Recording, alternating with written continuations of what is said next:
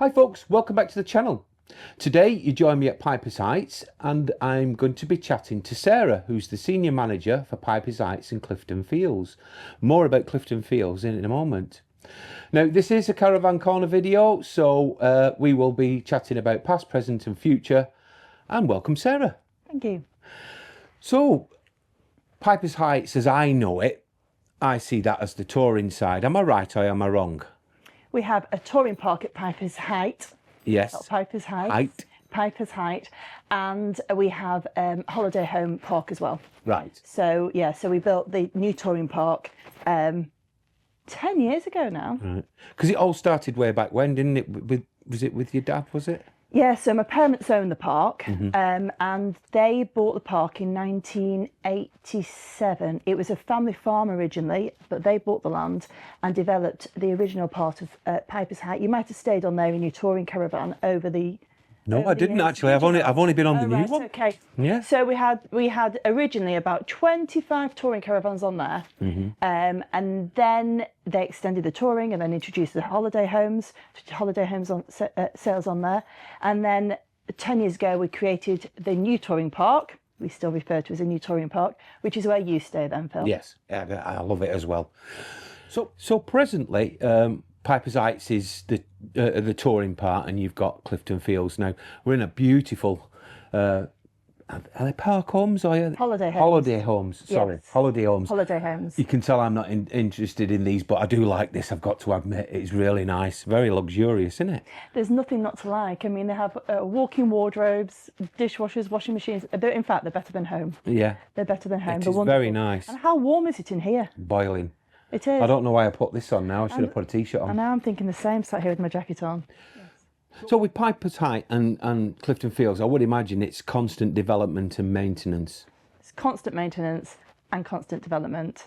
You seem to finish one project and start the next. It's a bit like decorating your house. Once you've gone through the house, you start back to the beginning, the first room.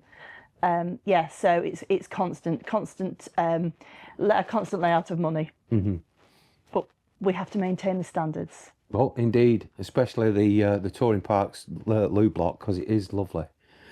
Now, we've been discussing that sort of part of the side of it, but there's also, I mean, I know a few people that watch the channel are going to want me to ask this question. Okay.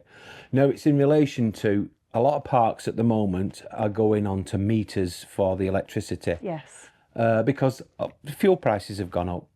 Now, we'd had a previous private conversation before and we were discussing the electricity and allocation of electricity. Could you explain that to the viewers so that they probably perhaps understand it a little bit more? Yeah, absolutely. So with regards to the electricity, we know ourselves at home, we would go and plug all our electrical items in and press the on switch and they would work. Because that electricity comes from the main source. And for us as a caravan park, not every caravan park, this doesn't apply to everybody, but for us, we have a KVA. So we have a charge for a KVA, which allows us a certain amount of electricity. This is just on the Piper's Heights side, actually, in the touring park. Yes. So it allows us a certain amount of electricity. So we don't have power cuts. So in effect, in October, and everybody's got the heaters on, the lights on, you have that Coronation Street effect where everybody puts on the kettle. Yes, the yeah. advert. And everybody does that. So you have this huge undertaking for electricity. A big spike. Everybody's want a big spike, and we have enough electricity there to maintain that for everybody. However, that does come at a cost to the park. Yes. Yes. I mean, I have noticed there's a few other YouTube channels have been talking about this metering. Now, they don't make a profit on it because I understand they are charged at a different rate to what we would if we were plugging it in at home. That's right. Well, we get charged commercial rates. Yes.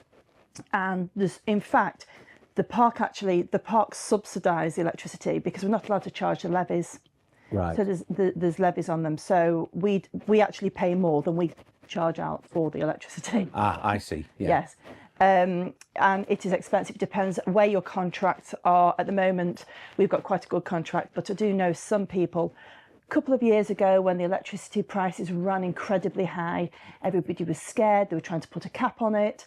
They knew that if they could fix, I know a park close by actually, that fixed at 52 pence a unit for a period of 4 years. Right. Now then the electricity dropped, but they are still in that contract. Right. But they've done what they have believed has been correct, the right thing to do for their customer. Yeah. And actually it wasn't. But Right. they have got now a contract for the period of 4 years. It's down now, but they have got that period to pay the 52 pence a unit.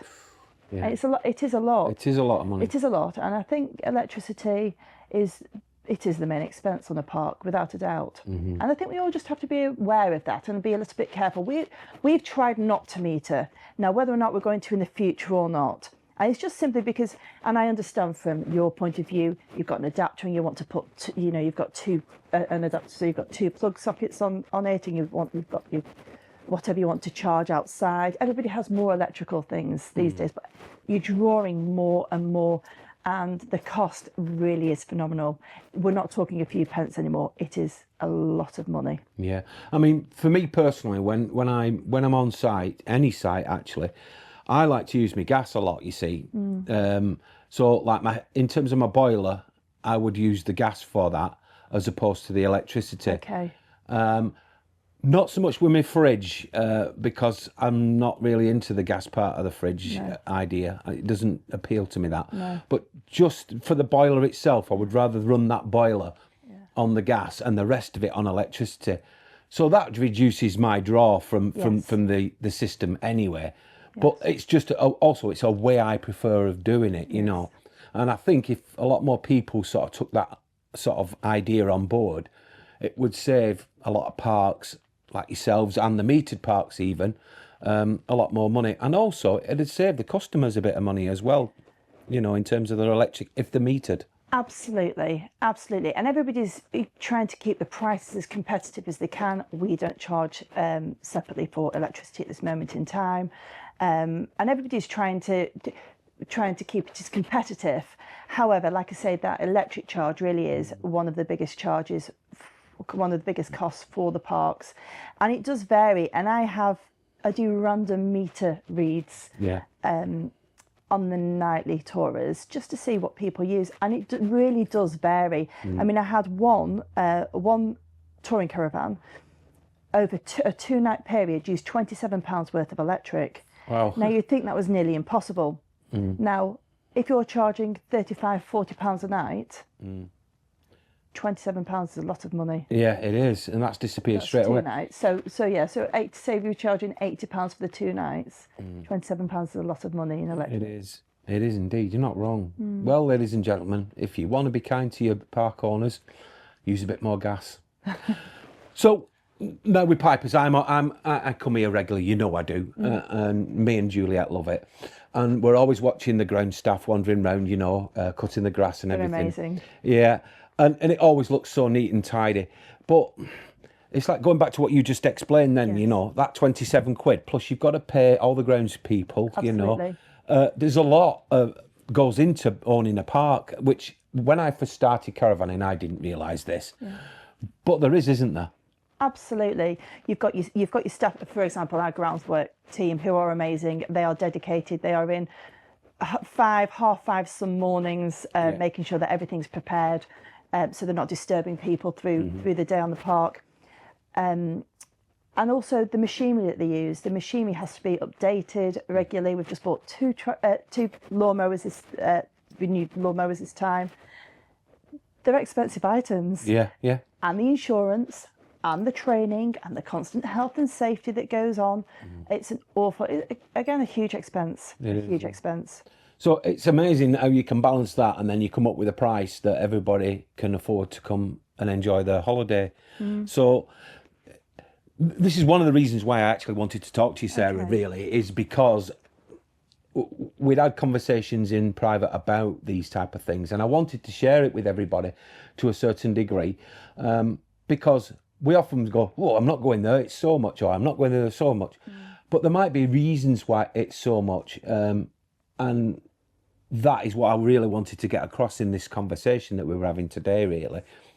But that aside, which seems contradictory, but I mean, what's the future for the park in relation to its development? In relation to its development, well, hopefully we'll continue to be the best. Yes. We will always reinvest in the touring park. I'd like to put some new children's play area, children's play equipment in. The amenities building, although is absolutely immaculate, we will look at putting some new flooring in there in the next couple of years. Continue to do our tree planting. It's becoming greener and greener every time you're here. And then, of course, on we've got a development on the back, which is just a recreational area at the moment. It's passed for a recreational area. And I'd like to do kind of like a trail walk and put some owl boxes up and create a few more, a bit of a nature walk. There's all sorts of little things in the pipeline. Okay, you heard it here first. There's all sorts of little things in the pipeline. And just try and maintain the standard of the park that it is, and look after our team. So I've noticed you've got a new addition to the bar as well. We have. Steve has just completed putting up that gazebo, and we are going to install a pool table and an air hockey Very good. table. I don't know if you call it a table or not, but air Yeah, they are. Air hockey tables, yeah, they are. table. They are indeed. Yes. Now, the bar times are set times, I understand. Could you just explain if anybody's going to be coming to the site? They are. The bar is open at weekends through the summer season, whenever the weather starts to improve. So it can be from Easter through to, sometimes it's lovely in October, isn't it? Yeah. So through the season, every weekend. It's a great place. It's just a low-key bar, open 5 till 8 generally. It's a great place just to meet some friends. We have great sunsets here, and just watch the sun go down, and just a real chill out gin and tonic time. Yeah, indeed. That's my good. favourite. Well, Sarah, thank you very much for talking to us. I do appreciate it. Well, folks, in the description below, I will leave a link to Piper's Height so that you can check it out. But I'm sure you'd like to thank Sarah as well for being a sport and joining us. Thanks very much for watching. I do hope you'll join us again real soon. But in the meantime, bye for now. Thank you.